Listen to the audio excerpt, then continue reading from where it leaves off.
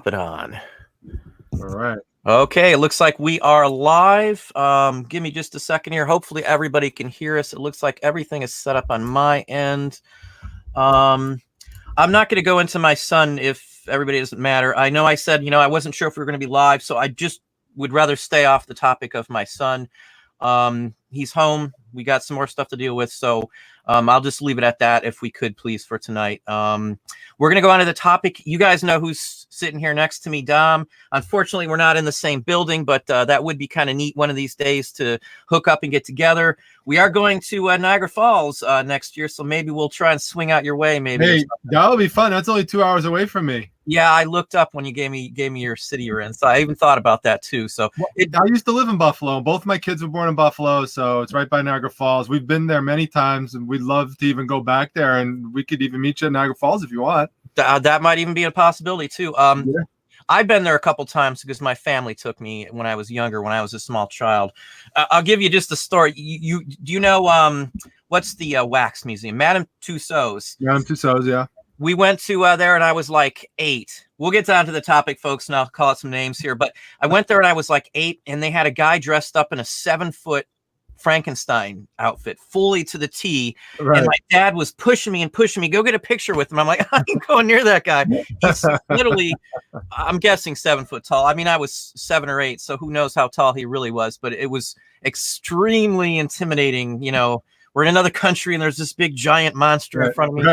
Right. Well, I'm 6'6", so we could walk around Niagara Falls. It'll be like you're with a giant monster there too. 6'6". Yeah, I've seen a few pictures of you standing next to people. I'm like 5'7", I think, maybe 5'8", I think, somewhere in that range. So I'm not the tallest person. I'm a friendly monster though. So friendly monster. My oldest is taller than me, and my youngest is maybe he's about the same height as me. I'm sure they'll both be taller than me. How that ever happened, I don't know, because my wife's like a foot shorter than me. So she's like 5 foot. If any, I know I don't think anybody here has actually met my wife before. Yeah, maybe there is one person. Let me just do a few call outs on a few things going on for the channel. I've got a brand new camera. So as of next week, all the old stuff, you will see a total difference in it. For those in Patreon, a video is going to be up before the show. If you know, I usually put a video up before the live show on Thursday. There's no way I'm going to get it up tonight. Literally, we were dealing with my son's issue, first to the doctor and then to the hospital. So I've been pretty much dead all day, other than just putting on a few links and stuff like that. I do have the video like 99% done. I just didn't do the new credits. I wanted to update the new folks in the Patreon. So it's not up. There's no way I'll have time to compile it tonight. I haven't slept since my son had issues last night, and we kind of hesitated to rush him in. So anyway, I haven't had a chance to deal with it, but tomorrow I promise you the Patreon video will be up. I know I kind of forgot to put up a video too here on YouTube. So the packing of the picture frame will be up on Saturday morning. So for those of you who've asked, and I've probably got about 60 people who've asked me about that, why hasn't it been up and all, it's been done. I literally have like 7 different videos that have totally been shot that I just been kind of rotating in because I got other things in my head. I got OCD and ADD and all that kind of stuff. So I pop on one thing and then I can't turn off that until I finish it. So I went off on a tangent on another video and that one went up. So the Order the Arrow one, if you saw that yesterday, was the thing that I had to get up. I just purchased some Boy Scout items and there was Order the Arrow in there. So that was a good video. That was a good video. People should check that one out. I like that one. It's something most people don't know about. And right. The majority of the comments said I never heard of this. Now, I was an Eagle Scout. I earned it at 17, so I did the whole Boy Scout thing. I didn't know what an Order of the Arrow was. I knew there was Order of the Arrow, but I had no clue what technically it was. Right. So, it's something we've made. Order of the Arrow stuff can go for more than Boy Scout stuff, I guess, is the gist on it. Let's let Dom introduce himself for those of you who don't know who Dom is. And if you don't know who he is, I would recommend you going down to the description here and clicking on the link. I added it into the feed over here as well, and I will pop it on throughout the show. I honestly and sincerely recommend you subscribing to Dom. If you like my content, you're surely going to like Dom's content. We both like and deal in pretty darn well similar items. Like comic books I just picked up and things like that. I love comic books. I know I don't show as many of them, but for me, unfortunately, I do end up keeping a few of them in the past, and I'm a big Vampirella fan, so I've got like all but like 4 issues as of now. So you know what I'm talking about. Oh yeah, I just showed Vampirella the other night when I did a comic book unboxing video. Yeah. Yeah, I saw part of that too. Yeah. I didn't get to watch the whole thing yet, but it's on my little save list. So. Yeah. So why don't you hop on there, Dom, and why don't you introduce yourself and talk? Sure. Yep. For those of you who don't know me, my name is Dominic. I'm the Primetime Treasure Hunter. I run the Primetime Treasure Hunter YouTube channel. I'm very involved in social media. I have a Facebook group, the Facebook Reselling Resource Center. We've got 13,000 people over there now. On Instagram as well. I specialize in comic books, like Don mentioned, but I sell all things vintage and collectible. I also dabble in other areas as well. I'm constantly diversifying the product that I offer. For example, today I just sold a dog sweater and car mats for Notre Dame. So I sell all sorts of stuff.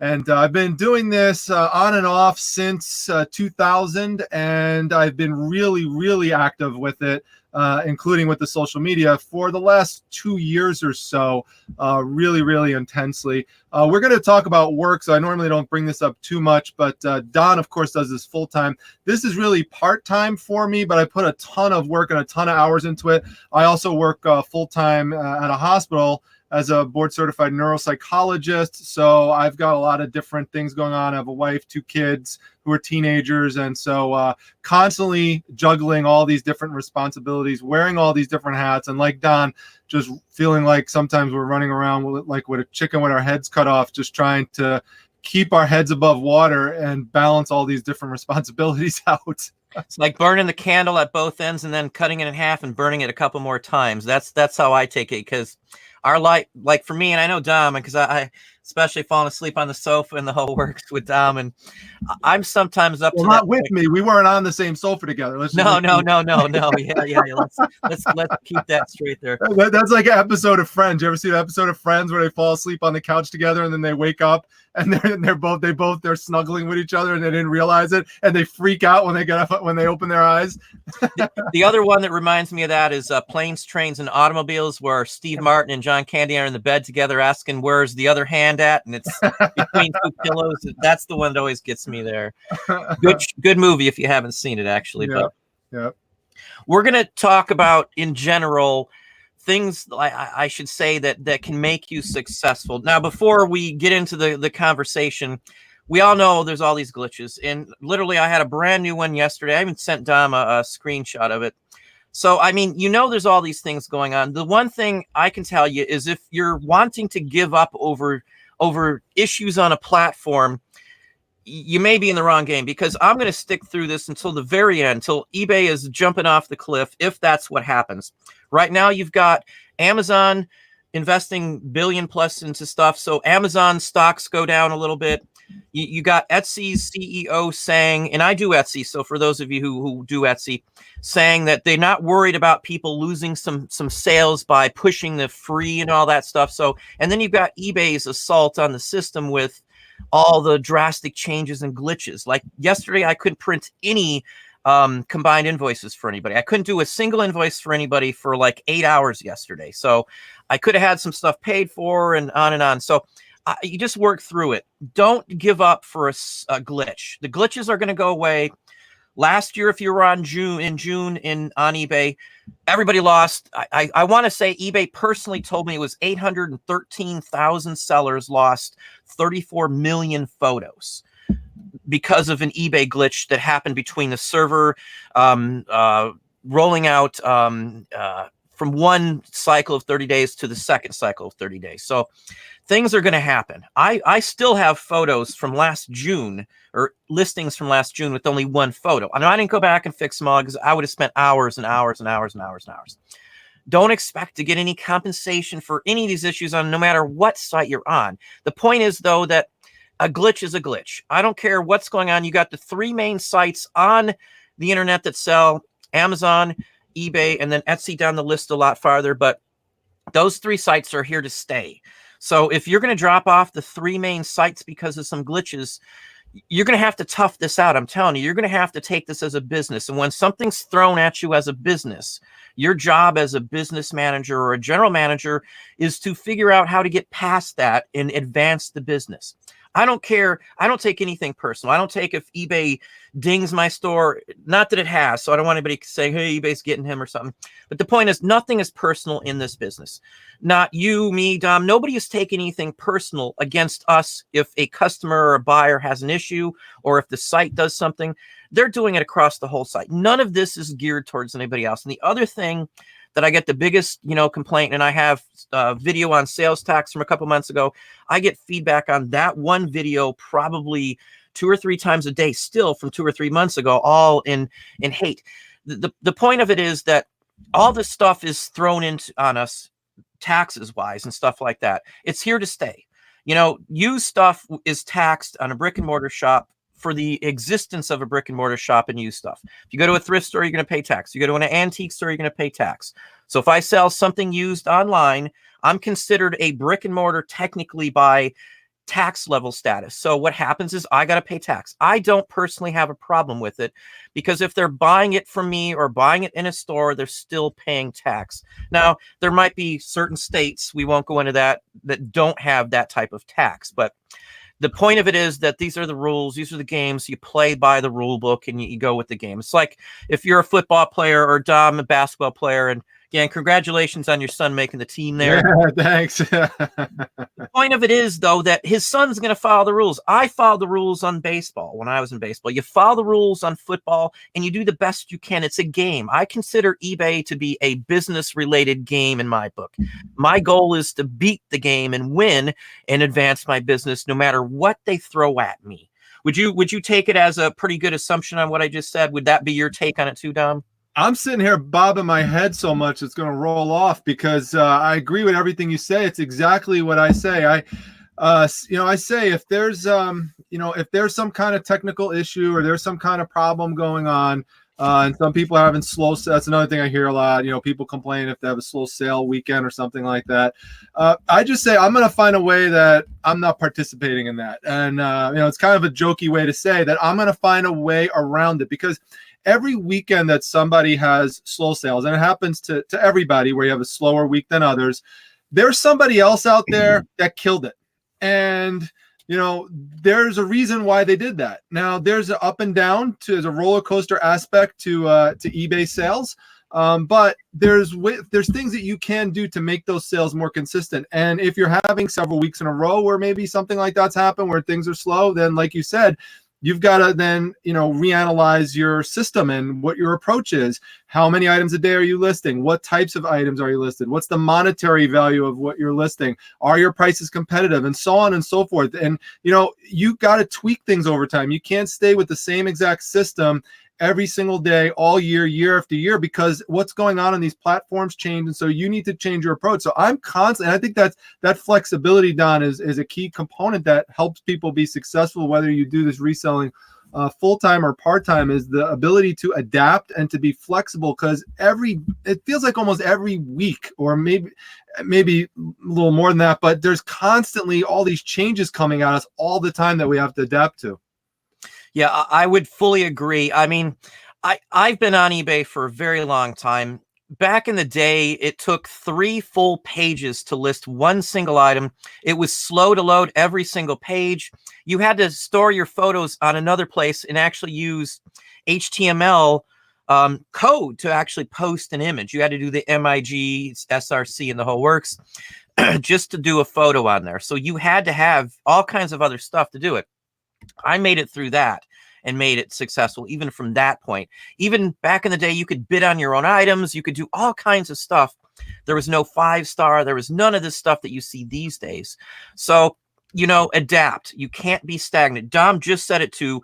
Doing stuff and changing stuff around. If you do the same thing year after year for many years, or you just start out, things are working great for the first month and then things take a dive, you got to dig in there. Set yourself up a spreadsheet and see what you sold the first month versus what you sold the second month. You might have sold all the good stuff the first month, and the rest of the stuff you may end up going back and looking for and realizing that stuff just isn't that popular, or there's 20 other people that put it on in the same month. They saw yours up and they said, hey, there's a market. Let me throw up 10 or 20 of those same items. That happens to me all the time. I'm sure it happens to Dom where he'll list something. There'll be nothing up. And then all of a sudden there's 10 more of the exact same issue.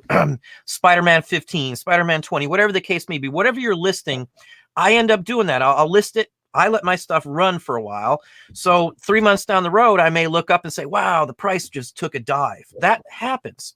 So if you price something one day or you put something up one day, the next month, it might be a whole different story. Like if you're in a retail brick and mortar store, they do stuff. They constantly reset the store. They have rollouts, like in a restaurant.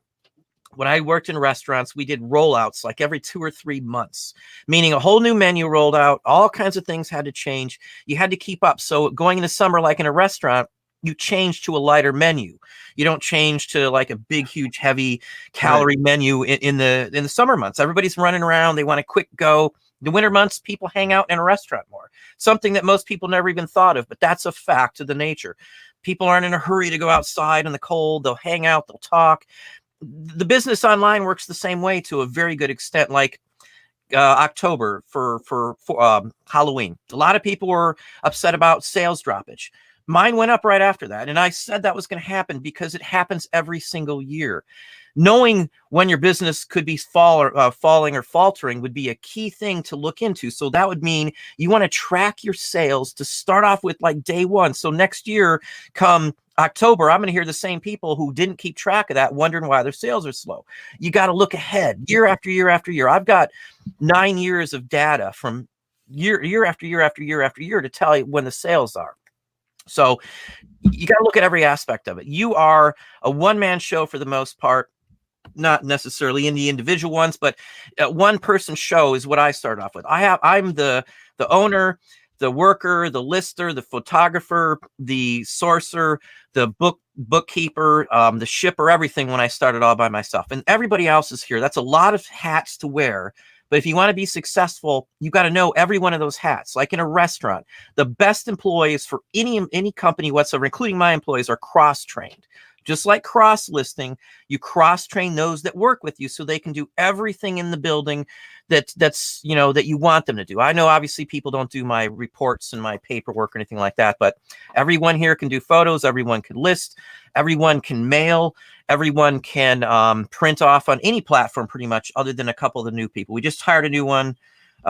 He was just here again today before we had all this and I had to send him home. But so, I mean, we train everybody. You got to know everything in your business. So if you're not a good at an accounting, hire an accountant to take that off your level. So at least it's done, and then I'll give you more time. If you know how to do accounting and you don't have the funds to do it, figure it out on your own. It's not as difficult as it seems. So I'm sure I left something off on that quick starter there, Dom, if you want to fill in a few gaps for me. Maybe. I mean, I said earlier, I said, today, one of my sales was a dog sweater. It wasn't just any dog sweater. It was a dog Christmas sweater. So I have it all packed up, ready right there. But that's because I specifically said to myself, I know Christmas stuff can sell all year and Halloween stuff could sell all year, but it's obviously going to sell more closer to the holiday. So I make sure that I get those holiday related items up closer to the holidays, so I don't just have it sitting around while I'm listing other things that might not be as likely to sell right now. So that's just part of what I was going to talk about next, which is something that's very important. People don't think about it a lot, but and I'm going to draw in some relations to what happens actually at my place of work with patients and what happens in business. And by the way, Don, before I get to that, relating to my place of work, we do the same thing there with cross training. So for example, if my secretary, God forbid, got hit by a bus, we need somebody else to be able to know how to get insurance authorizations and to schedule patients and to print out records and stuff. We can't just have one person that knows how to do that. So, that's true in other areas of business as well, not just in reselling. But when I evaluate patients, I'm evaluating people who have known or suspected brain disease. But along with that, there are a lot of patients who have emotional disorders and emotional distress. And that's not just because of their condition, but there's also bad things that happen to them in their life, either in the past or currently. And what generally happens is people start to become much more vulnerable when they start to feel like they don't have control anymore. And the analogy to that in reselling is feeling like you don't have control over what's going on in these platforms, and feeling like eBay's screwing me, or eBay's dead, or it's eBay's glitches, and why won't eBay show my items? And it's constantly blaming eBay. And don't get me wrong, like eBay has blame to take, like on the photos and how they handled it and how they communicate. They do have blame that they need to take. But at the same time, when that's going on, you have got to say to yourself, and this is what I did this past weekend, actually. I had a slow sale weekend, even though I had a great sales day on Thursday. And then I just said to myself, all right, what can I do to take control of the situation? And so I just started being more strategic in terms of the things I listed. I actually went and specifically reached out to people to market some of my items. And sure enough, those things sold. And I had a terrific sale there. So hundreds of dollars worth of items, even though over the weekend, I barely sold anything. So, but that was all about taking control. So you always have to remember that when you're feeling vulnerable and you feel like, you're at the mercy of these platforms, try to figure out what can you do to take control of the situation. And that might even mean going on to another platform and listing some things there. I put something on Poshmark recently, for example, but that's along the lines of what I mean. Regain control. It's a crucial, very important thing, not just in reselling, but also just in life when things are going bad. Very, very true. Very true. The biggest thing I can say is adaptability. And I don't think I could say that one word enough. Wherever I've worked, every restaurant, every regional or anything like that I handled, every day was a different fire you had to put out. And it's your abilities to learn from every time something happens, a better way to move around it and to not let it bother you. I don't take anything personal. I've been called every name in the book in a restaurant. We would have to cut people off who were drinking and all kinds of things like that. So I've heard it all. I've had windows bashed out. I've had tires slashed. I've had bottles thrown at me, literally. I've, had a stabbing in a restaurant. One of the other managers was shot. I had a girl pistol whipped in a drugstore that I worked in as a manager. I've seen it all. It makes you a better person to handle these situations better when you can dig in and solve them yourself. I'm a do-it-yourself type of person, so I like to figure it out. I get a thrill. It's almost as big of a thrill as finding some super good item. Comic books, for instance, amazing fantasy, of course, we'll go back to that. But whatever it is, if I find something cool or I solve something cool, it's the same almost basic rush to me. So, I mean, don't let this stuff bother you. I don't care how many people are complaining about issues with eBay. I'm going to complain about issues with eBay. But at the end of the day, I'm not going to give up on eBay. I'm going to vent for one day and then you'll never hear it probably again, at least the same topic. Every day I find something wrong with eBay, but the same thing goes for Amazon. Amazon still has me gated on things that they openly said were ungated again. So, Etsy, same thing. If I'm not doing free shipping, which I don't, my listings are pulled down and I have gotten less sales on Etsy because of that. And the sad part is Etsy said that that's fine with them. Again, I'm moving past that. I'm not going to worry about that. We're on many platforms. I can move stuff around. I can sell here. I can sell there. I can tweak my prices. In winter months, I can raise prices on Amazon for my collectibles. I can raise a few items in certain other platforms for this. Let's hit off a couple questions here because I don't want to get halfway through the show and not answer any questions. Because we're here to figure out how people can be successful. And I see one here. If I didn't lose it already, hang on just a second here. Let me see where it was. Again, I'm not going to go back and call everybody's name because unfortunately it drops off once you've been up there so long. I do appreciate everybody coming on. I see we've got about 180 people, it looks like, as of right now. The first question I see, and if I missed your question, don't feel you don't want to post it a second time. Post it a second time if I'm not calling it out here. Same for Dom. We'll both be answering some questions. Neutron Bomb is saying, what do you guys think about the push by some to list? I would say that's a legitimate thing to do. I list every single day of the week, 7 days a week. Every week of the year, we have something going up. Every single week of the year. And I really do think and feel that it helps your sales because it shows that your store is active. Now, just relisting something doesn't change your total amount of inventory in your store. So that would be something that wouldn't probably push you up. But adding new inventory, new items, is going to push you up because you're going to sell some of those new items right off the bat. And then you have a continuous possibility to sell more and more as you keep building your inventory. You don't have to have a lot of inventory though to be successful.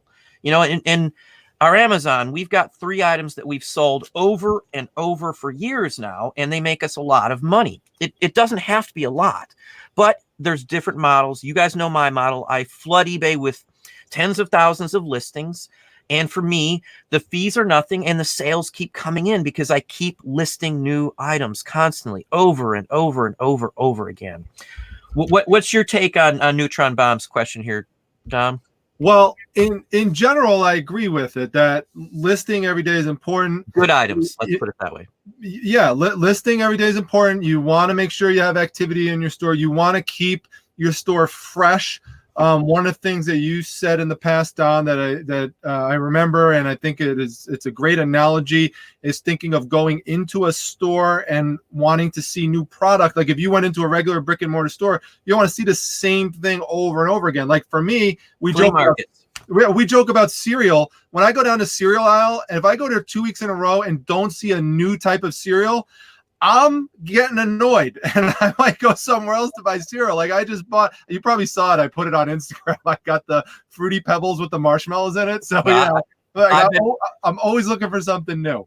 I honestly have only been on Instagram a couple times in the last 10 days. I do apologize for those folks, but my life's been pretty hectic these last couple weeks. And again, I got a new employee and we've got some initiatives. We're switching some major stuff around in here, moving towards our own store, our own platform, and the whole works. So not platform, I should say, but I'll have my own store up soon. And all of our time's going to there. And we got an animation project I've got like 430 hours into. So my life's been kind of hectic. So I haven't seen anybody's Instagram. I do apologize. Well, I'll just say, well, by the way, it's very good. If you haven't tried it, the Fruity Pebbles with the marsh, if you want to get a sugar rush, oh my God, it's so good. But what I was going to tell you is that, and I think this may be what Neutron is getting at, is that, because, you know, someone will say, well, I have a slow sales weekend, and someone will just say list. The problem, here's the problem with it, here's the other side of it, is that if you're having slow sales week after week after week, and so have you, Don, looked at people's stores, and one of the main problems I see is a problem comping things properly so that you don't have things listed quite right. There's something wrong with it. And keywords, prices, something's photos. wrong with pricing.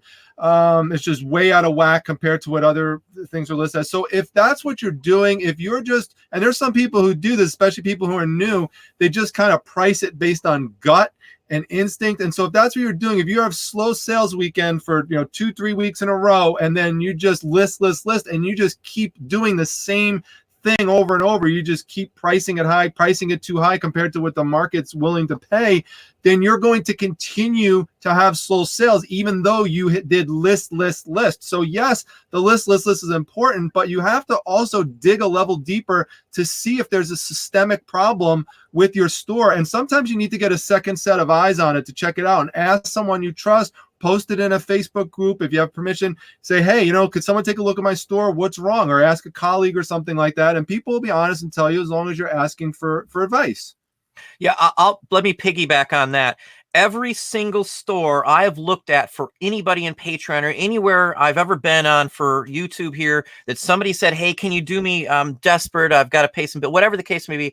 Every time I've looked at a store, I right off the bat found photo issues, keyword issues, pricing issues, category issues, even like return policies. All that stuff can play a big factor in it. And Dom's very right on that too. If you're listing a bunch of stuff and let's say you're not paying the rate that I am, you're paying 35 cents per listing. You can't list every day constantly like that because you will put yourself in debt if those items are bad or you've got something else haywire. If you're on a stream and you're rolling good like me or Dom or something like that, again, it's taken us a long time. So I'm not saying it was easy in any way, shape, or form to get all this down, but I've got 20 years doing this plus. So the point of it is that you got to dig into the specifics first. Don't just list, I should say, if you aren't sure on what you're doing with the stuff, I guess, because every time I look at any store I've ever looked at, I can instantly, almost on the very first page, point out some issues. And usually I'll just send a page of notes for somebody and, I'll just give them a start and then say, look at these same issues with the rest of your items, because it's always the same way. And it's not a criticism. I had the same mistakes. I'm sure Dom had the same mistakes. This isn't saying, hey, everybody's doing everything wrong. A lot of people follow along with what everybody else does. And if everybody else is jumping off a bridge, you don't want to do that. You know, you gotta understand it yourself. You've got to figure it out on your own to get it, I guess. I mean, I invest a hell of, I'm sorry, I shouldn't have said that word because I don't usually cuss even that way, but a heck of a lot of time into every aspect of this. I mean, every aspect. I micromanage every aspect of it like I'm the only one here most of the time, you know, and you've got to know the ins and outs of the items that you sell. I mean, people say, well, you know this, you know that. Yeah, but it's taken me 20 years to know that. It's not like I woke up today and I know every issue of every comic book or every vintage pin or a piece of jewelry or book or photograph or postcard. I have to look up a lot of stuff still, but you've got to be able to grasp the categories you're in. Obviously, sometimes you look at it, you find a comp and you know, without a doubt, that's what it's worth. But the majority of the items that most people put up are guesstimates, you know, because there's no identical exact item that matches that one to a T. It just doesn't happen. Even with the comic book condition, you got condition, very fine, or whatever the case. Whatever the grading is on that comic book is a big difference. And and that's something that most people have a hard time figuring out, one condition from another. And same thing with records. I get this all the time. Do you listen to the records? Do you this to the records? I don't listen to most records because I can judge the quality of play by looking at them. Right. And I am right like 99.9999% of the time. And I'm not saying I'm something great, but I've looked at a couple million records. No exaggeration. We have over 300,000 records. So I know certain fields because that's what I do. I'm full-time. I've been full-time. And when I'm saying full-time, I'm not doing 9 to 5. I'm doing 7 in the morning till 9 at night, probably minimum Monday through Friday. And then I still work Saturday and Sunday. So I've spent the time, I've put in the legwork, I've put in the footwork to figure out what goes on. And you're going to have to dig in. And too many people watch a bunch of videos and people watch mine and think, you know, it's going to be that easy by looking at the stuff. They'll watch Dom's, anybody's. I'm not trying to criticize any other YouTuber here. It's not the point. The point is that it's not easy. They've done it for a while. Most people, if somebody's just starting, I wouldn't honestly recommend watching a newbie on them telling you how to do eBay personally, because there's too many inside stuff that you may only see once a month, once a year, twice a year, whatever the case may be. You got to know it. You got to know the platform, like basics. I have people that have been on for a couple of years and don't know something that should have been learned the first month on the site. And again, it's not a criticism. There's no guidebook that says you have to know all this. There's no textbook that explains every little aspect on stuff like this. Here's a perfect question that I get and have had many times. If you use the bulk printing option and you forget to print the master scan sheet, everybody says you can't print it. That is not true. That's something that everybody should know, how to print a master scan sheet and print it at the end of the day. There is a way to do that on eBay without going anywhere else. I'll show that in a video because I've had too many people ask that question. But that's another one of those things that you got to know all these ins and outs. And even eBay doesn't tell you how to do that. So you are your own textbook. You've got to figure it out for everything. And that's how you're going to be successful, is knowing the ins and outs, knowing how to not cheat the system, but knowing how to move stuff around and stuff, and knowing best categories, knowing best practices, knowing what photo is going to set your item off over everybody else's. So, you know, that's a takeaway.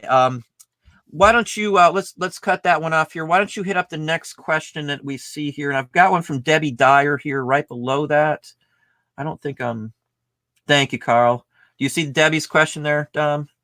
Debbie Dyer, read it off. I did see she just made a comment, but let me see if I can find a question. I'll read it off. How long would you suggest a consistent increased income coming in before one should consider going full-time and leaving the 9 to 5? Okay. That's a tough one because it depends on the person. Yeah, it totally, that's an often asked question. And honestly, like I really think it depends, one, on the type of job that you have, the type of security that it's providing you. And you have to really think twice and not make a stupid decision about this that you're going to regret. For example, I was just thinking about this today, actually, because people sometimes ask me, hey, Dom, are you ever going to give up your job at the hospital to do full-time reselling? And I tell myself, well, let me think about this for a second. I went through all of this. I went through all of this school to get my doctoral degree, dissertation, all this training, moved my family all across the country to get all this training to do what I'm doing, and all this work to get board certified and everything. And now I'm just going to just give it up to do full-time reselling. It does not make any sense for me to do that. I've got a great salary. I've got, good benefits and stuff like that. Now, even though I love the resale, I love doing it, I have so much passion for it, as you could tell. My plan is just to continue to do what I'm doing here, eventually retire, and then do the reselling full time at that point. But if you're in a job that you absolutely cannot stand, if you hate it, like I like my job, so it's not an issue. But if you hate it, if it's a low wage job that you're just starting out, you're getting into the workforce and stuff, and you're trying to think about what you want to do for a future, and you really love the reselling, that's a different situation. And it depends also if you have family members that are relying on you. So the general advice that I have heard about this is you need to make sure that you have like your full-time salary saved up a couple of times over before you even think about doing that, because you need to plan for, what if you get kicked off of eBay? If your main thing is eBay and you get booted off, then what? If you go to eBay jail, what are you going to do? You don't have Amazon set up or anything like that. It takes a while to get ungated. You're not going to replace all that real fast on Mercari or Poshmark. You're basically going to be screwed. So, you really, really need to think carefully before you do something like that. But Don, I think you've said similar things with regards to being able to replace the salary, and think carefully before you do something like that. Let me just call out Carolina Picks. Thank you very kindly for the $5 super chat. Again, it's greatly appreciated. We do spend a lot of time, me, Dom, everybody else who does YouTube, and a lot of money. I invested a ton of money, more than I ever have, in a camera the other day. So it's money that we invest to make the shows and channels better. So I do honestly and sincerely, to the bottom of my heart, appreciate that. For those who know, I do have some medical issues with a family member, so it takes a lot of time, and this is just something that I do appreciate all those folks who are helping. And one other thing I see right now, it says we've got 206 people on. Wow. If you haven't hit that like button, please hit the like button. Show us some love for the channel. Me, Dom, do try to put out the best, honest, and sincere shows we got here. I mean, I don't sugarcoat anything. I put it how I feel, honestly. So this is me 24/7. This is Dom, I'm sure, 24/7. This isn't an act for YouTube. This is how we seriously feel and talk all the time. So let me touch on that as well too. Dom, very good answer, of course. I graduated from school, so I couldn't find a job that would make enough, and went all around and all this stuff. And I didn't have a huge choice. I wasn't going to go into food. I would honestly probably have rather cut off a toe or something to avoid having to work in another restaurant. It's that much of a drain on your mental stability, honestly. A pinky toe or a big toe? I don't care. It wouldn't have mattered to keep away. And I had a regional manager job, and I was an RM, district manager, whichever way you would want to call it, depending on the company. So I wasn't like a normal employee, but it's just the constant headaches that you go through, and all the hours, and you're not taking home the pay. So I went straight into doing eBay just to pay my bills. And we lived on, and literally I lived on ramen noodles, as did the wife, and the kids ate the good food. We did everything in our power. I kept on applying for jobs and the whole works, with a master's degree in this area. That's when the economy tanked. We were in the recession. Everybody was laying off. There wasn't a huge market. Hang on, let me cut this for 1 second here. I don't want to miss anybody. I did call out one that I missed the week afterwards. Neutron Bomb, thank you very kindly there for the 9. He's a great guy. I mean, he's a big supporter of both of our channels, and I love having him around, and he's just a great guy all around. I fully agree. Thank you very kindly, Neutron Bomb. Again, I spend a lot of time and a lot of money. That camera cost, let's just say, if you look up that camera, the body alone is an incredibly insane amount of money. We went back and forth with the wife for that specific piece of equipment for a month, before we just said, let's just do it, because it's hard to show some of the stuff. So those in Patreon, you're going to get to see that first, some close-ups, some better details on paper and stuff like that. But back to the question again here. To go full-time, I was stuck in my book. You know, I wasn't going to move again. You know, I've done the regional manager, and I worked in one state, and they transferred me here, they transferred me there. Hang on just a second here. Keep them coming, folks. Carol Drone, appreciate it as well. Thank you very kindly. Again, I'll say it one more time. I put in a heck of a lot of work. If you see a 15-minute, the video I put up yesterday took an hour and 20 minutes to edit. And the video is 9 minutes long. So I recorded 37 minutes of video to get that 9 minutes, because my brain sometimes, you know, doesn't do the right thing, and I go off on tangents. So again, I try to get rid of those to give you the most relevant information. But again, thank you both of you, or all three of you with Carolina Picks. And Carol, by the way, I don't know if you know, Don, Carol has goals to be the CEO of eBay. So I'm going to power to you. I'm going to put a vote in for that right there. I think Carol will do a great job with that. That'd be one job I could not take. Let me just, tomorrow, I have a video coming up tomorrow on hot toys and how to figure those out. I also have a video. I'm going to show you a breakdown on eBay and Amazon and Etsy to show you what's the best sites. We're going to show you something shocking when the last CEO of eBay took over. I'm going to show you some numbers that prove without a doubt what was going on. These are from nationally recognized #1 in the field information. So I'm going to show you some information on that. But anyway, the 9 to 5, quitting that, I would never, ever recommend somebody doing this for a couple months and saying, let's do it because I'm making enough. You don't know what's going to come around the corner. When I plan anything, I'm looking ahead a couple years. We've already locked down Christmas for next year for a certain amount of items. That's how soon we do Christmas. My Christmas for this year was taken care of last year as well. Each year we get a week or so earlier when we go look at a fair or something like that to purchase stuff. So you're not looking ahead if you're just looking at what's going on right now to say quit your job. I know how desperate many people are to quit their job. I've been in those jobs before. You know, I was a dishwasher in an Italian restaurant for $4 an hour way back in the day. So, you know, and I worked, you know, 60 hours a week and dirty, dingy, and the whole works. I've done it all. I've cleaned toilets. I've done everything. Every job has its drawbacks. Don't rush to push yourself out of a job, I should say. Don't. Keep the steady coming in. It took us a long time to get here. This is 9 years in. You know, I've got things that most business, I have a BOP, I have extra insurance, I've got this, I've got that, I've got a writ, I've got a bunch of stuff. I've got a lawyer, I've got contracts, I've got stuff to cover myself. I didn't have any of that when I started. I didn't even know what a BOP was when I started. And I worked for a business, but they took care of all that. I never had any reason to look into the insurance. You know, this is all stuff that's important. If you're going to run full time, you need a BOP.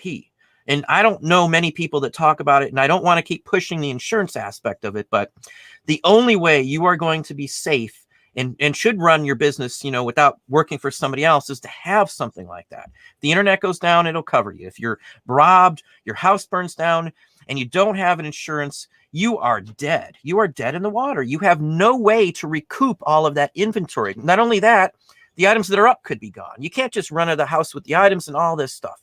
That is like one of the biggest factors that I rely on. You've got to look at insurance, health insurance, life insurance. These are all things that you are giving up when you quit a full-time job. So Dom's point is a perfect example. Not only would he give up a very nice salary, I would imagine by what I see, but he's got all the security, all the other aspects that feed his kids. Not that eBay doesn't do that for us, but it would be very hard for me to give up a PhD spot at a university office, whatever the case may be, if I had it, because I am, again, no one needs a college degree to be successful. So I'm not trying to say that in any way, shape, or form. For me, I feel better knowing that I have it because I feel smarter I don't do stupid mistakes anymore. I feel like I earned that degree because I worked darn hard to get the GPA that I had and all the other aspects of it. And I completely get wanting to give up a job versus that, but you've got to look at the job you have now. What would it be like if you quit that job and then eBay took a tank?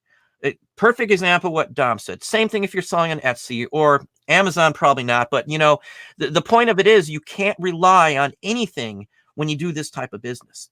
That's why I say I spread myself out all over the place. I'm on 9 platforms, no exaggeration. We're kind of on 10, but the 10th one's a tester here. So, you know, you've got to understand the entire aspect of your business. You've got to know the ins and outs, left and right. And Debbie, I'm not trying to say discourage anybody from quitting their full-time job, but know what you're getting yourself into. You watch a lot of videos and everybody rolls in the money. They don't talk about safety, safety net, insurance, what happens if they get sick. You don't hear people talking about that. Those are all realities of life. You know, my strive now is knowing that we've got a lot of bills coming in for a child for medical. So I've got a big reason that not only just our own stuff, but you got to be invested in this. I have never been invested into something more in my life than what I'm doing right this very second. And no exaggeration. No one would ever challenge anybody who knows me in person, who's met me and walked around with me for a little while, would challenge that in any way, shape, or form, because this is me 24/7. My wife will agree with that. You got to be invested in it. You can't just be doing this as, hey, I'm going to make some money and I'm not going to be working for my boss. That shouldn't be your thought. Your thought should be to be the best darn reseller there ever was. And you're just going to want this and not matter what happens, any issues that come up to you. It's just a challenge that you're going to beat. Like as a regional, I would challenge one store against the other to try and get the best sales. And I'd give an incentive, a bonus, or I'd come in there and work a shift for a restaurant manager or whatever the case may be if somebody did something great.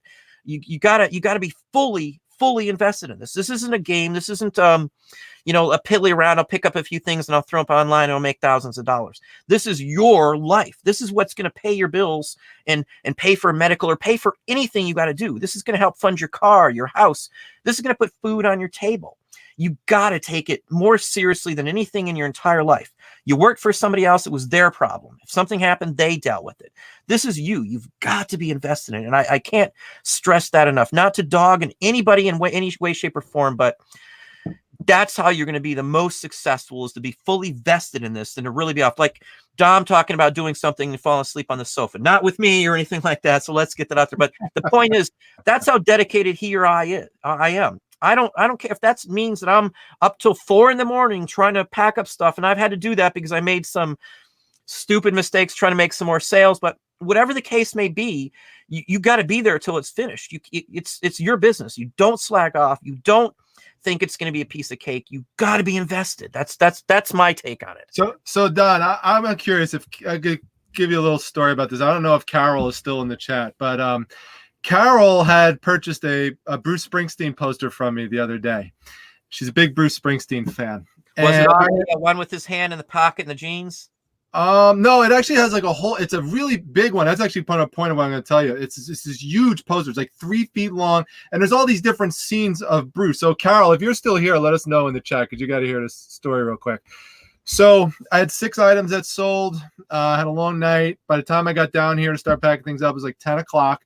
And I had to get up to go to work 6:30 the next morning, to get there by 8. So I get down here. I'm like, all right, the first thing I'll do is I'll grab Carol's poster, because that's the easiest thing to pack up. Goes right in. It's already in the tube. I already have them in the tubes, right, Don?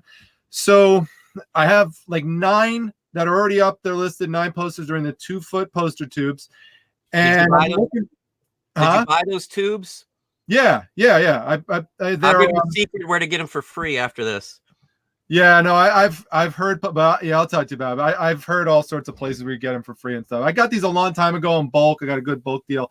But anyway, so I had them in there, and I have them all labeled. They're all set to go. And oh, there she is. She's here. No, Carol, don't worry. It's gonna be okay. So I'm looking for it. I cannot find it, and they're all labeled. So I'm like, no, this doesn't make any sense. I'm like, did I send it to somebody else by accident? I'm like, that's not possible with my system.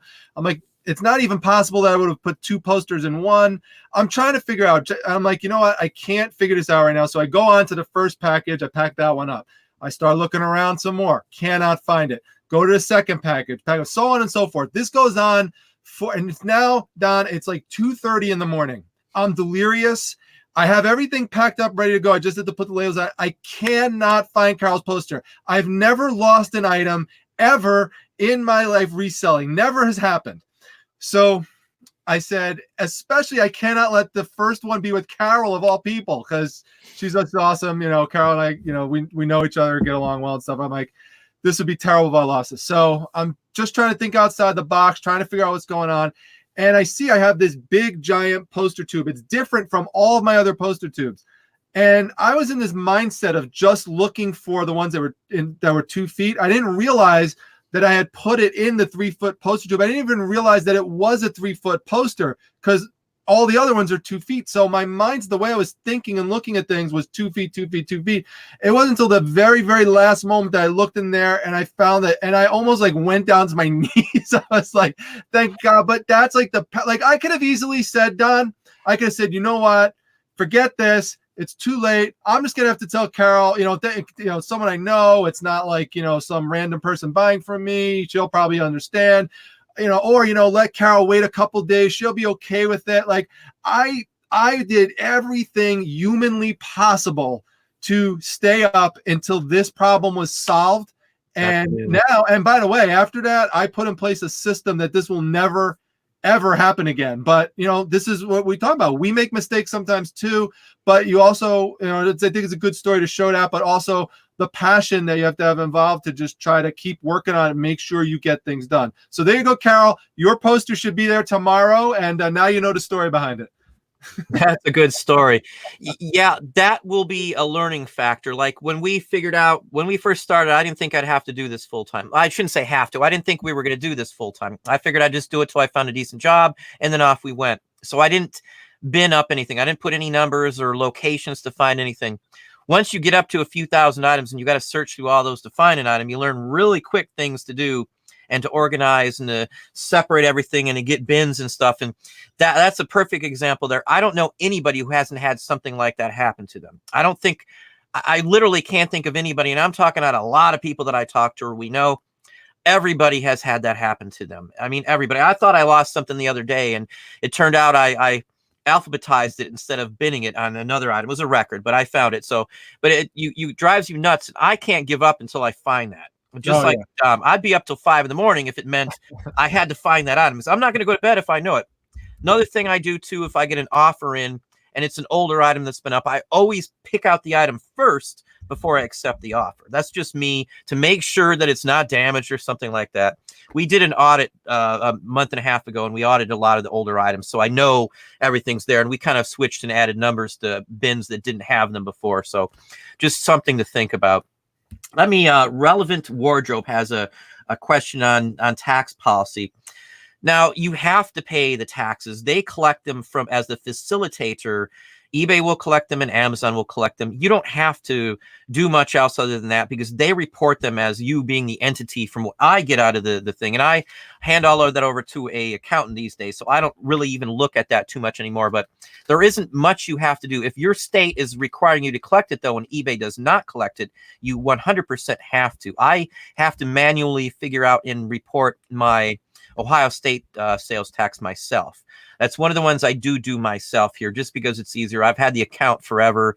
So tax wise, you're not going to include that into your revenue basically either. So, just like postage, if you include postage, in your sales items at the end of the year, you're going to deduct that as an expense against your income. So you're going to deduct all the postage out of it. For me, I bill for postage and they pay for it. And I have to do a similar aspect, because PayPal, when you get paid in PayPal, you're shown and reported to the government that you collected the item and the postage all together as one unit. There's no separation from eBay. So you're going to have to figure that out. My best recommendation to anybody who has not done any accounting or basics and doesn't understand the basics of this would be to talk to an accountant right away before the end of the year. Don't get yourself in trouble. Every year I get people panicking. Even before I was on YouTube, I'd have people ask me questions on the end of the year. What do you do? What do I do this? What do I do that? I turn it over to an accountant. I mean, I do all the tracking. I turn over spreadsheets. So everything, I already know my totals, but I let them put it together. For the price I pay, it's extremely reasonable. And again, we have two accountants. One handles my labor and the state dealings with that, with the filings for withholdings and the whole works, and the other one does my personal taxes. So if you don't know it or you're not up on that, just talk to an accountant. Most accountants will give you a 30-minute free first visit. Most of them, not all of them. Most of the good ones will as well. And then the other thing, as I've said many times, is to check the Better Business Bureau and make sure they haven't had any issues. So hang on just a second. It looks like we've got somebody else up on top here. Debbie Wall, thank you very kindly, Debbie. Again, you guys don't really have to do that. It does help out the channel as well. I thank you very kindly, though, for the $9.99 super chat. And Karen Henderson left you one as well. Did I miss that? That was $1.99. Oh, well, thank you. It's not. Why did the other ones show up and not that one? I don't know. That's weird. But thanks, Karen. She came to my channel last night, did the same, and really appreciate it. Thank you very kindly. Maybe it'll pop up in a minute. I'm not sure why it did that. Huh, still don't see it on this end. Because now if you see, I don't know on your end, Tom, but mine shows up now a little box that shows it. It didn't do that last time. Yeah. But I still don't see the other one. Let's go on. I think I had a couple more here. You want to touch on the taxes at all, Dom? You got anything else you want to add to that? No, I think you covered it. You have an accountant for yours too? I do have an accountant. But I will just say, if you don't have an accountant and you're just kind of trying to get by doing it with something like TurboTax, I will just tell you, the best decision I ever made with reselling was to hire an accountant.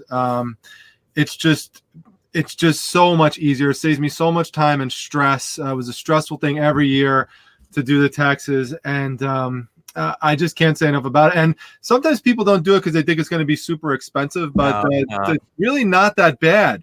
It's like, I don't know, like a couple $100 or something like that. It's not terrible. And is that for your monthly services, or is that for the end of the year? That's for end of the year. And only a couple $100. Yeah. Well, I pay like $7, but no. I got more business probably than you coming. Yeah, no, you do, Don. There's no doubt about it. So yeah, I mean, that's going to be proportional to how much they have to put into it versus how much they're going to, charge you and stuff. But no, it's been very reasonable. And the thing that I like about it the best is, as opposed to me, which used to happen to me, I used to get hit at the end of the year with this big tax bill and was just always dreaded it. And so they helped me get ahead of the game by putting a part that I pay quarterly on my federal and on my state. So at the end of the year, it's great now that I don't have this massive bill. And, if I do happen to overpay based on the estimate that they give me for the next year, I get a credit towards the beginning. And so it has been just an enormous time saver and stress saver having an accountant. Highly recommend it. And they also advise you on just, when things pop up, like, for example, with, I don't know what you're doing with this, Dom, but with PayPal now, where they're adding that, there's like another, they're taking a percentage now for the states that charge taxes. They are charging you based on that total, tax amount is being added into the gross. So they're taking some of the percentage out of that, and that's going to show up on the W-9s. You could look at that ahead of time by looking at the monthly reports off of PayPal, if you didn't know that. For those, I'm sure you go to your account, but you can go into PayPal and look at a report on a monthly basis. I download Payroll or PayPal reports every month at the end of the month, and it actually has a breakdown on all that. So you can go ahead and take those numbers and then pop them into Excel. I pop into Excel. And that's what I do with my numbers. So I do break all those down into separate columns, taxes in one and expenses and purchases versus all the others. But there's a report you can download straight from PayPal. It's under, I can't remember what it exactly says, but it's in the, I can't remember what it says. I wish I could remember what it said, but there's literally a section you can download all your reports, and it gives you a complete breakdown of every dime, and it comes in as a CSV file. So when you're in Excel, they're all columns, so you can just auto sum at the end of the column, and then it gives you totals for all your taxes, all that stuff. So it's a matter of a few moments is what I do, and then those numbers go pulled to the main page of my workbook in Excel, and then everything's broken down month by month. I add a new month on it. It gives me a brand new total for every month up till that point at there. And that's what I send to my accountant. Right. But just the other day, I talked to my accountant. I said, hey, listen, here's what PayPal's doing now. They just started this on November 4th. I said, what do you advise that I do? And he said, just make sure you're keeping track of any of these taxes that PayPal is adding into your gross, because you want to make sure that you're only paying, your taxes on the net, because they're going to, on the W-9 for PayPal, it's going to artificially inflate what was actually given to me, because that tax money I never collected it, but PayPal is going to make it look like that I did, even though I didn't. It's the reconcile sheet. You go into PayPal and it's got a 2-pager and it says like chargebacks. It's got every category that PayPal does, and it'll have a tax line and then fees on taxes and the whole works. You'll have to look. It's a new updated version. So if you guys, nobody's looked at it before, go in and look at all the forms on PayPal. And I'm almost positive it's reconciliation form. And because when you download all your stuff, if you're just looking at the main money coming into PayPal, you're losing out because chargebacks aren't reported on that sheet the same way. So you got to pull out all that information out separately. Yeah. And I know a lot of people don't understand that. So they'll just turn over the main page sheet of income versus, expenses from PayPal and think that's all they need to do. You need the reconcile sheet. So that's one thing that even your accountant may not understand that. So that's why I say, look at all the forms on PayPal. And I did this, and literally we break it down category by category. And the one you're talking about, it'll show a reconcile. If you get a chance, look at this sometime, but there's a reconcile, and it's again has the chargebacks are one of the biggest things that I originally missed the first year or so that I did it, because I didn't realize that PayPal had that sheet. It wasn't well known, and it wasn't something easy to find. Nowadays, I'm almost sure it's like really easy. It's on the left-hand side of your PayPal under reports or financials. I know it used to say reconcile as of 2 months ago, because that's the last time I personally looked at it. The wife looked at it last month, so I didn't look at last month's, but just FYI. Let me just shoot out one more price, as we were talking about prices on accountant. I pay $50 a month for them to do my payroll. And that includes up to 12 employees for $50. And my guy is 22 years. He's got a A+, a Better Business Bureau, no criminal record, well known. He doesn't do the TV advertisements or anything. I hunt it around. $50 is what I pay him for the service of filing. And I don't do checks here the way most normal people do. I do a cash advance at the halfway point of the month, because otherwise it would cost me $90. So that's one way I save, and then I pay them at the end of the month like a normal employee would. So the prices are not insane. Even like an S Corp's only, well, I should say only, but to me, $1,500 to file for an S Corp is really reasonable.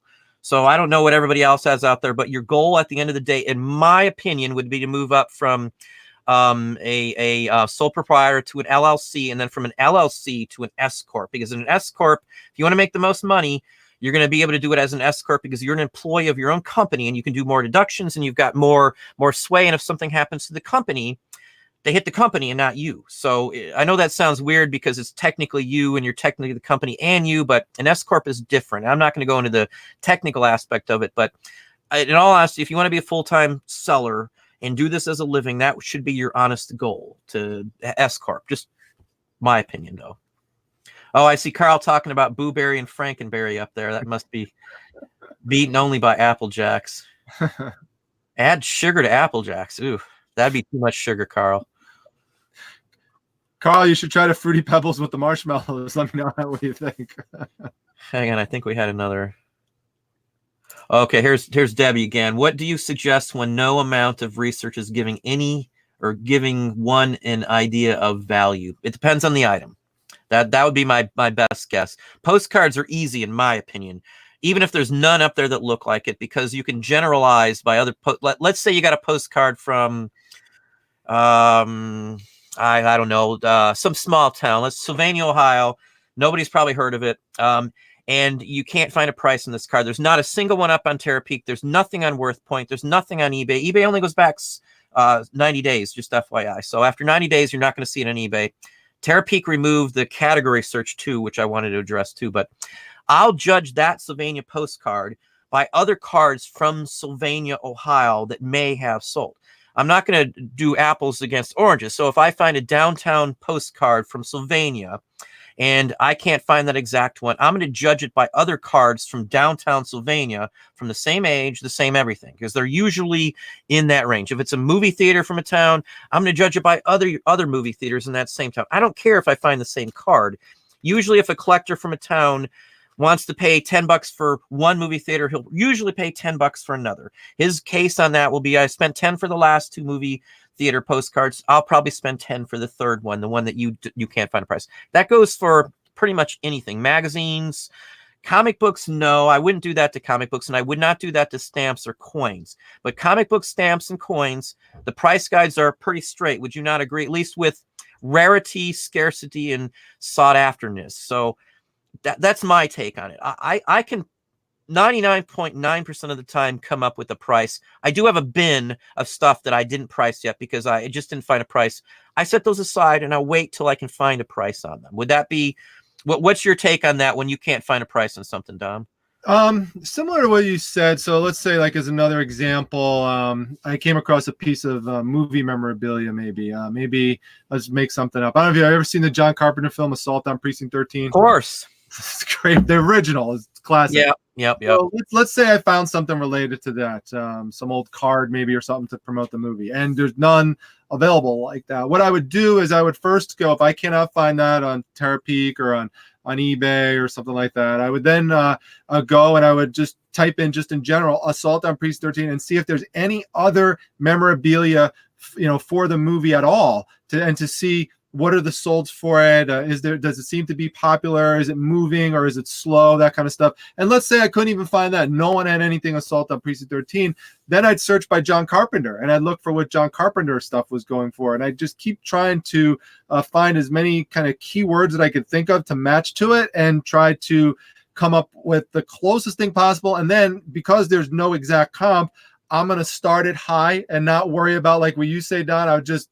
I agree with you. I'll just leave it there, let it sit, let it be high, and just go on to other items. Because if worst case scenario, if I'm wrong and I put it too high, I'll just lower it, over time, and it'll get to where it needs to be. And then you didn't price it too low to begin with. That's a good example. Along that line too, there's one mistake that so many people make. They'll look up comps and they'll see that 10 of the same items sold in the $20 range as a bin. Buy it now.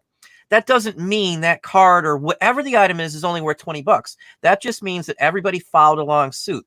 I'll be the one that'll come in behind all those other 10 people who put it up for $20. I'll put it up for 40. And I bet you darn well, since everyone sold already at $20, I'll be able to get 30, $35 for that same thing. Everybody else sold for 20. That's my take on that, because that does work for us. You got to be able to read the information right. If they're all auctions and they all sold for $20, that might be a different case. You might be able to throw a price out there, say $40 as a bin, because some people just want to buy it and be done with it. So, I mean, there's a lot to pricing, and it's going to take you some time. There's no other way around it. You're going to have to take some time to understand it. I don't think Dom would have any issues pricing any comic book on the world, in my book, from what I've seen. So that's an example of he knows his stuff. And I'm not just saying comic books, because Dom knows a heck of a lot. So it's you understand it. But once you figured out like one category and how it works, the other categories are similar wise in collectors' minds. It doesn't matter if I'm selling a postcard, a comic book, a stamp, a record, a coin. The collector field for each one of those categories has the same basics. It's the same type of business. A comic book store runs it the same way as a coin store, as a stamp store, as a record store, basically. Now, I know that's generalization, but the whole thing works the same way. I mean, our store prices the same way. I buy records occasionally from some of the shops when they get them in big, massive quantities. I know how they look them up. They do exactly what I do. They go to eBay, Terapeak, they'll go to PopPsych, they'll do Discogs last, and then worst case scenario, they'll go to Craig Moyer's site and they'll look on his spot, and that'll be that they're sourcing. And if they can't find it from there, they're going to wing it just like I would, the exact same way. I've been there when they priced them. So the professionals who run, like around here, we've got a record company, or what's a local chain. I don't know if Allied's around everywhere, but we have Allied around here, and they've got like 5 of them. And the one guy is the owner, and they do it the same way in every single store, and it works perfectly fine for them. So, I mean, again, that's my take on it. Somebody else will come back and say, no, you can't do that, but it works for me. I'm not saying every item's going to work that way. It depends on what you're selling. I know collectibles. Dom knows collectibles. So, I mean, either one of us would be a fairly good judge on stuff. Unlike Patreon nowadays, I'm going to be, people post photos and I do a video, and now I'm going to do segments, and I'm going to show them how I look up the price on the item. So the key here is to understand the steps you take that give you that price. And every item is different, but every item has the same steps, maybe different sites or different locations. I look off eBay a lot these days for pricing, because eBay is not the only game here. So like on Amazon, I sell stuff that I sell on eBay as well, but I sell them more on Amazon. I sold a record for $25 on eBay. I had a couple of them. The next one sold on Amazon for $47.50. So I couldn't list that record on eBay for $47.50 because it's only got a track record of 15 to 18 bucks. I did sell it for more than everybody else at 25, but on Amazon I get 47 bucks or more for it. So it's not just about knowing prices in my book. If you're on different platforms, you got to know those platforms. And that comes right back down to what I talked about earlier. You got to know the site that you sell on, what you can do, what you can get away with. And I'm not saying get away with breaking policies. I'm saying get away with pricing, your thought pattern, your setup for that site. Because again, my prices are different on every site that I sell on for the exact same item. And people say, well, why would they buy it at one site? Because some people don't go to eBay. Some people don't like Amazon. Some people don't like Discogs. Some people don't like these other platforms. So, that's what you got to think of. It's a big picture. Once you get the whole picture, and there again, I'm years into doing this, not to brag, because I know somebody's going to say that, but the point is that you got to understand it.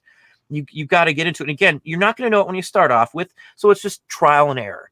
You're going to mess up, and hopefully if you don't learn from that mistake, well, that's on you, but you should learn from every mistake. Dom learned from that one. I've learned because I've done some pretty darn stupid mistakes. I broke a $40 record not too long ago.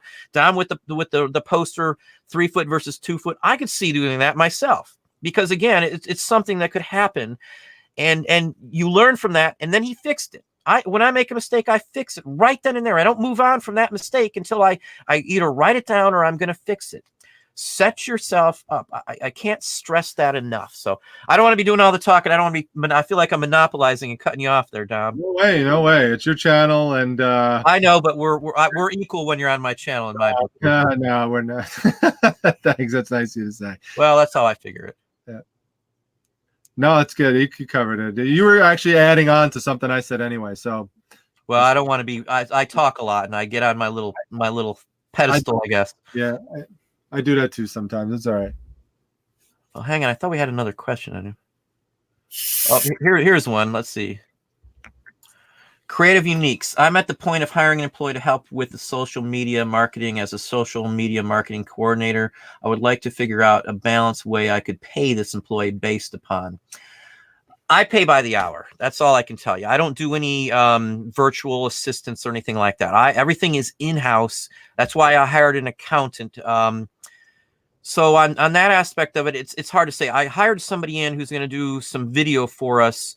Again, you guys see my 2 channels. I do other stuff too. And we're working on some animation, things like that. So I have an employee that's just going to be doing technical and backups and animation and stuff like that too. So I just pay them by the hour. I don't know any other way to do it, in my personal opinion. They work with us here at our facility, and they're paid by the hour. I have a full-fledged accountant, as I said, that we pay for. I mean, I could have gone as, I don't know what you'd want to call the other type of employee in this state, but I could have went all kinds of ways with that. And I just figured it's always just best to set it out this way. I know the laws because, again, I hired people for years and years of my life. So I would pay by the hour. It depends on your state, but that would be the best way. If you don't do it that way, you'd have to do it as a contractual employee, basically. If you don't do it that way and you try to pay them some underhanded way, I'm not accusing or saying that would be anything in your thought pattern at all, but I know a lot of people who do that. You're opening yourself up for legal aspects, and I don't do anything that would violate any law that I am fully aware of at all. So I don't want to be playing ignorance to the law. I just follow the rules and be done with it. Again, the rules aren't that tough. I worked in a rule-based environment for most of my life, and that's just the way I do it. I don't want to deviate from that. So anyway, I don't want to keep you up all night here either, Dom. I'm looking at the time. If you got a few more minutes, or what your... Yeah, I'd go a few more minutes. Okay. Yep. Let me just say... And the only thing I'll add to that, I obviously don't have employees, but I can tell you that talking to Pete, Craigslist Hunter, he's done it both ways. He has had people who he pays per listing and stuff. And he actually shifted over to a model that's exactly the same as yours, which is paying by the hour, because he found that when you're paying them per listing, they're rushing, for example, the listings, they're rushing the photos, and because they're trying to get more money out of it, and their quality drops significantly. So just finding someone really good at what they do, pay them fairly and pay them for quality work, and that's what you should get. Yeah, that's 100% good point there too. I when they start off here, I was showing somebody photos, and when he starts off, I say the first things out of mind. If you don't know anything, you ask me every time. I'm going to show you so you know how to use that camera as good as anybody else here. I don't care if it takes you longer to do it, because I'd rather invest a week in showing him how to do the cameras and lighting and listing on the different platforms and listing on the third-party apps and all that, and be done with it. Even if he's not listing a darn thing and I'm wasting a lot of time, that's the only way you're invested into your employees. They're getting something out of it. They're getting skills out of it.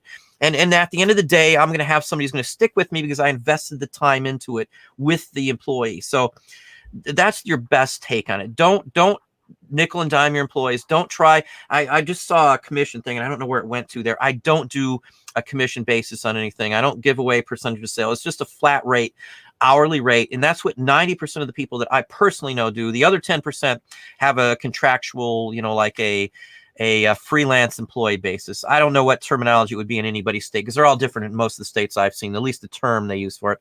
So I would just pay by the hour. Honestly, it's not anywhere near. If you pay $10 an hour, it's going to cost you an extra $1 to $1.20 an hour for every hour they work to cover workman's comp and all the taxes and stuff you do on that. It's filed quarterly in most states. My accountant has access to a bank account that only covers the expenses for payroll, and not even the payroll itself, just the fees and the stuff like that. And they directly pay it out of the account. And that's most of the people I know. I know an accountant once before told me they should never do that, but that's how everyone I've ever talked to does it. So it's directly pulled from your account. The only other thing you get is I got a rebate check from the workman's comp the other day. So once in a while you get checks back. So just the way it is. I don't care if I overpay on something. I'd rather overpay than underpay and get money back. Dean Funder Burke asking on what do you have to make before you get a 1099? I honestly do not. Do you know that one yet? Do you know that one on PayPal, Dom? I believe. You know what? I don't want to say the wrong thing, but I thought it was 20,000 total, $20,000 in sales for the year. And or a certain number, or it could be 200 transactions. They've changed it now twice. I know that. Yeah, because it used to be. I know 20 something. I want to say was the factor too. The other point though, who cares what PayPal says? If you make over $500, it's in the business. You're not doing it as a hobby. You have to file either way. Doesn't matter what Amazon or what PayPal gives you. If you're making money and a profit, you have to file. So don't just look at PayPal when they're going to send you a form. You have to file. If you're doing it as a business too, get a business PayPal account. Don't mess around with it either. If you're on the new payment system too, I don't want to give you any advice on that yet, because we haven't had any issues with ours, but I don't need the money right away. So I know. Hey, I got it right. Looks like I got it right. 20K plus 200 transactions. There you go. I've looked it up before, but again, we haven't had to worry about any of that kind of stuff for a long time. Yeah. Once you fly over that easily, it's not in your mind anymore. And to do 20,000, you think, well, that's a lot, but don't forget that's including your shipping and taxes now. That's every dime that they get in. And a lot of people said, well, I only sold $10,000 or $15,000 worth of stuff, so I don't have to worry about it. That's not the number PayPal's using. So keep that in mind. The PayPal only worries about your total amount brought in. Like if you give a store $10 for a purchase, and 10 of that, 5 of that's for one part of it, and 5 of it's for something else. They don't care where it's going to. It's $10. That's the end of the story. $10. That's it. So hopefully that makes a little sense on that one there. Let me think. I think we had one more here that I wanted to cut on. Again, I do apologize if we didn't get to everybody's question here. Louis L'Amour leatherette set. Yeah, I've had those too, Neutron Bomb. Do you have one of those, Dom? Is that something you had? He's probably mentioned that because once I went to a garage sale, and there wasn't too much else there, but one of the things I did find it was a real rural area. It was there was a barn, and there was just a table laying there, and right underneath the table there was a box, and the box had the flaps folded over one another, so you couldn't tell it was in there. So I just got down and I just popped open the flaps, and inside of them was like 100 Louis L'Amour paperbacks. And I got them for a great deal. I don't even remember exactly how much. It was like I'm like $20 or something like that for like the 100 paperbacks. They wanted like the guy wanted like wanted this crazy rate for it, and the wife just negotiated with me. She's like, no, no, no. She's like, tell him to just get rid of it. So I just took the whole box, and I made a killing on them. I can't remember how much I sold them for, but it was a lot of money.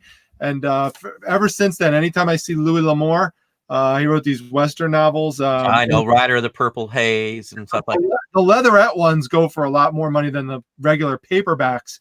But yeah, anything Louis L'Amour, look into it because it has still a strong following. Big, my father-in-law has got a ton of Louis L'Amour. So I've read a few parts of ones before. I got a question on here. Cornelius has a question on how would I price foreign postcards. In all honesty, there's only a couple foreign postcards. Chinese and Asia in general are okay. China's the best, and then England. Other than that, I almost never mess with a foreign postcard because the collectors for postcards, first and foremost, are U.S. The majority of everybody who buys a postcard is from the U.S. Why? I don't know, but postcards are huge in this country. They're not as big in other countries. Number 2 would be China, and number 3 would be England. After that, I'm very, very picky on what I buy. I almost never buy anything other than those 3 countries. There's a few cases in Canada where I may mess with, but overall, I really don't mess with any foreign postcards.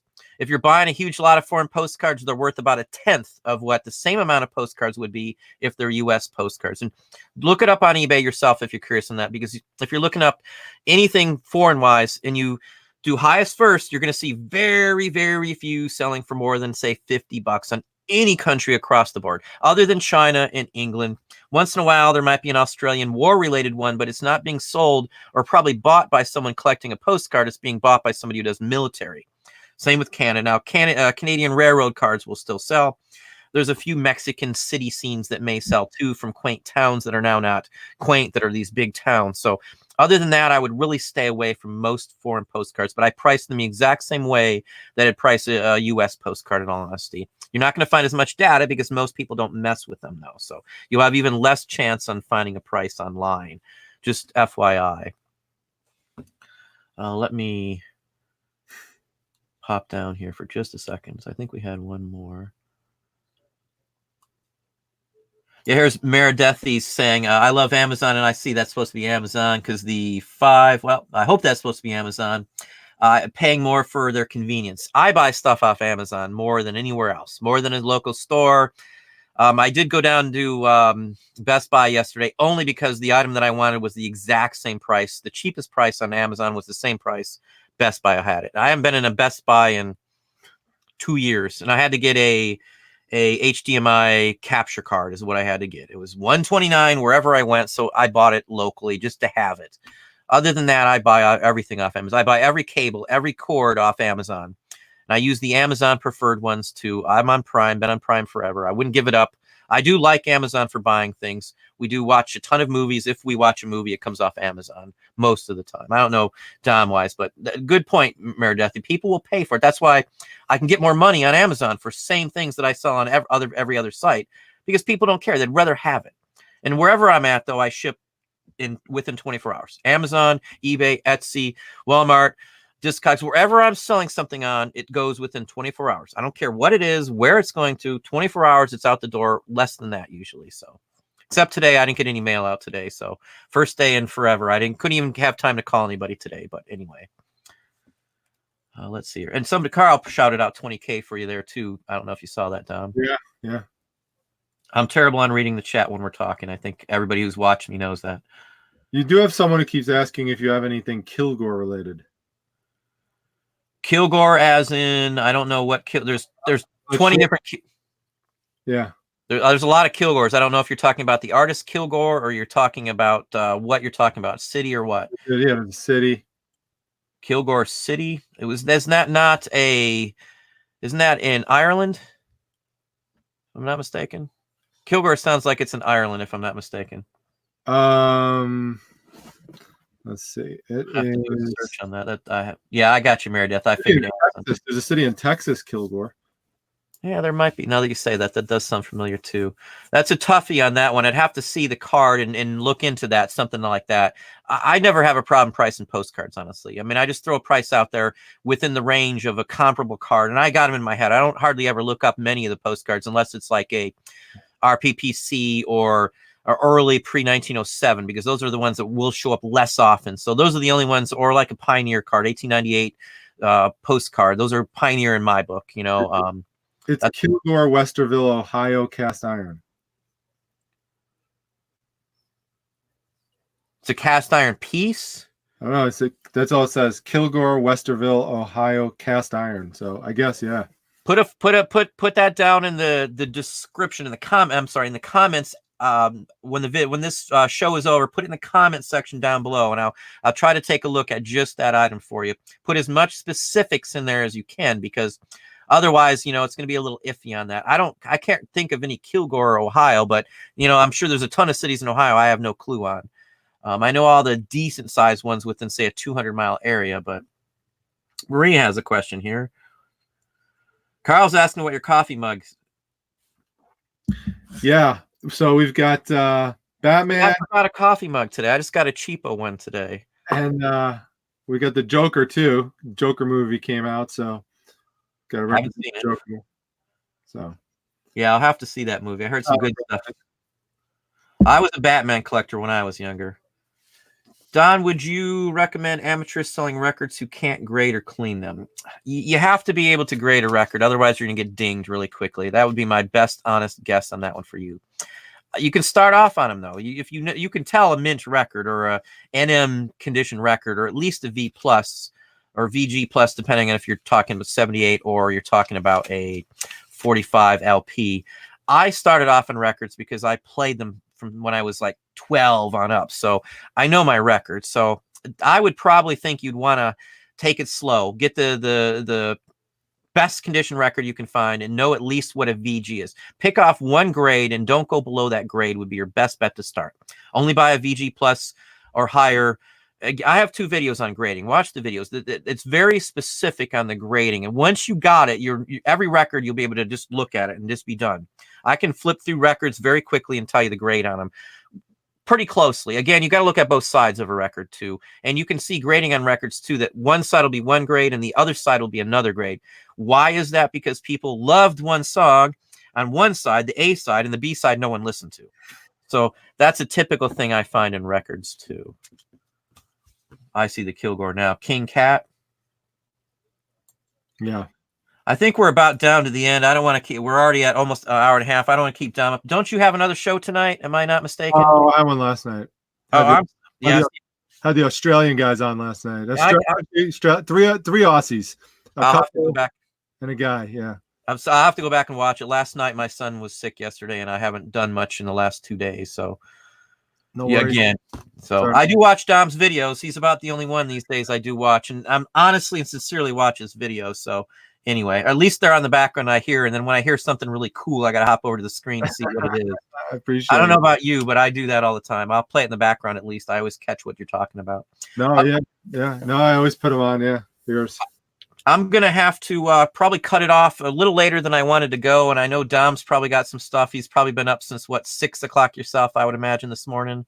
Yeah, I'm still recovering from the Carol poster episode. So how late did you honestly stay up with that? Seriously, I was up till 2:30, 3 o'clock in the morning until I finally got it all sorted out. And actually, I'd say I only slept a couple hours, woke up, because I had to put the labels on. So I only had one label on, and woke up and I'm like, oh my God, I still got to get 5 more labels on. Now, fortunately, I had weighed all of them, and I write like here, you can see here, like I already put, I put what the item, I write what it is on there. I don't put on a sticker because even stickers can get lost. So it says dog for dog sweater, and it's 12 ounces. So I put it on there. So this way, and if it was, this is going to go first class, so I don't have to put dimensions on it.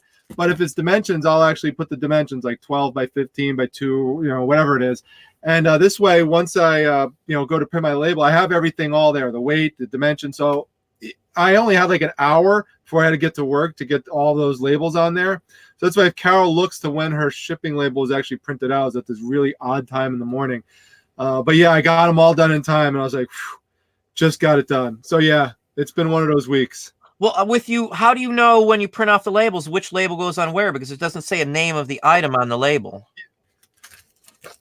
Oh no! Right when I go to eBay, I just go to it shows the items that I sold, and it just says what it is. So I enter in the information right by, I just click on it, enter in all the, the weight and the dimensions, and just the label just comes right out, and I just put it right on here. I don't. So you do one label at a time. You don't do bulk. No, I don't do bulk. Oh, okay, okay.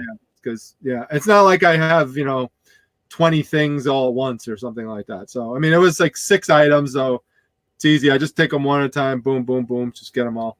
I got you. We send out a lot in a day. So I write the name, and then I write my bin number underneath it, and full name goes on every package. It's the only way I can do it. And the only thing that aggravates me when you do that is sometimes the name that eBay shows you on the page before you print the labels is a different name than the name that prints out on the labels. I just wish they'd have the exact same name on your item sold page that you're going to print from as that's going to be on the label. You know what I'm talking about? Yeah. Because I hate that when I go to print.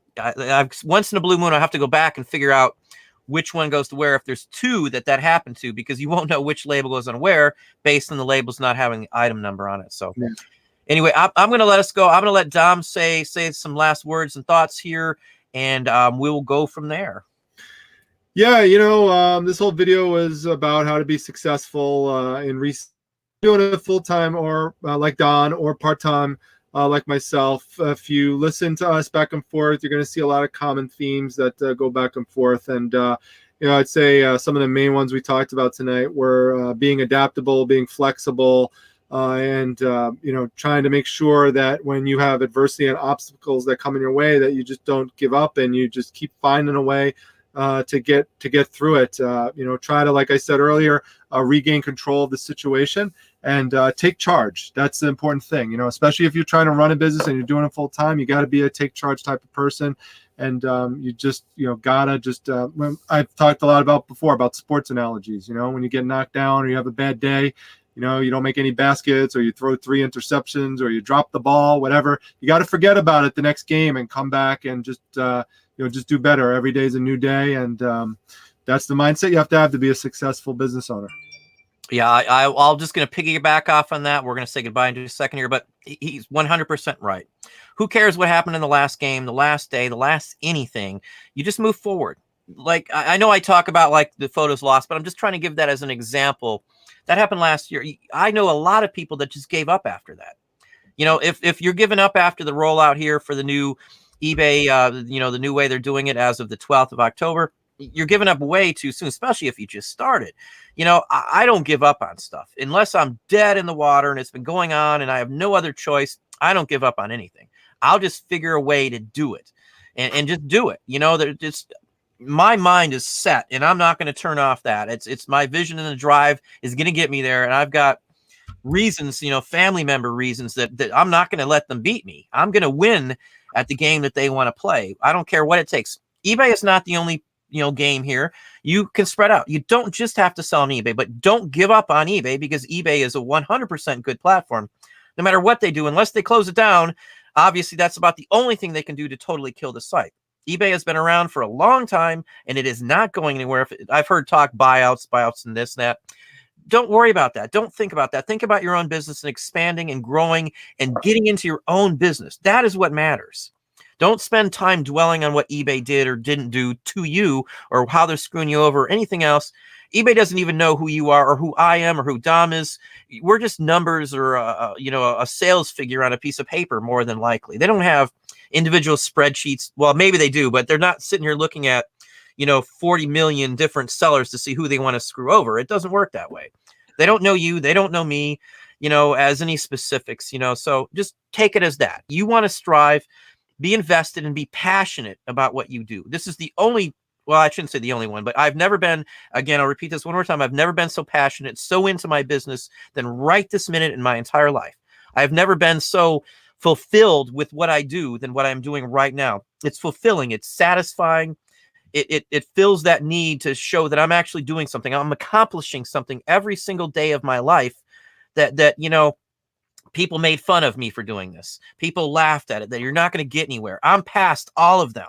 There's only a couple friends of mine that are doing any better than me in any way, shape, or form. And one of them's really high up in the sheriff's department. So he's got like a very high job. And he's one of the few that I know at all of all the people in my whole life that, you know, they're going to make it. They're going to do this. They're going to do that. But I've got the passion. And that's what separates me. Dom, I know, has the passion. You look behind him.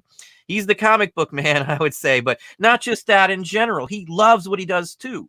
You don't see Dom doing a full-time job and then coming here and getting into this if he didn't like it. Who would want to do that? Who would want to sit there and go to all these sales and pack up and get up early just to do all this unless they liked it? You know, I don't think Dom really needs the money. I mean, it's not like he's desperate for the money in my book. I'm not desperate for any money right now, but I like it. I'm passionate. I love what I do. I love looking at this stuff. I know Dom gets excited when he finds something because I saw the video with the Star Wars toys in your face on that. So, oh my God, yeah, no, sure. I could stop doing reselling, stop doing YouTube, stop doing all this, and literally be fine. Like but I love. It's like you said. Like I just love doing it. I just get a thrill out of it. It's real enjoyable, and I've always been a treasure hunter type of person. No matter what it is. Before I even had the YouTube channel, I was going out doing metal detecting and happy to come home finding pennies and dimes and quarters and little trinkets here and there that had zero monetary value. But I was thrilled because I had hunted and found something and unearthed something below the ground that probably would have been there for God knows how long or deteriorated. And I picked it up and now it's sitting, you know, on my ledge somewhere. So it's just something I love doing. You got a tesoro? Nope. I originally started with a basic a bounty, one of those bounty hunter ones, you know, that you get at home. Well, no, where did I get it? I got it at oh gosh, a Hobby Lobby. Yeah, but then I wound up getting the Garrett. I got the AT Pro.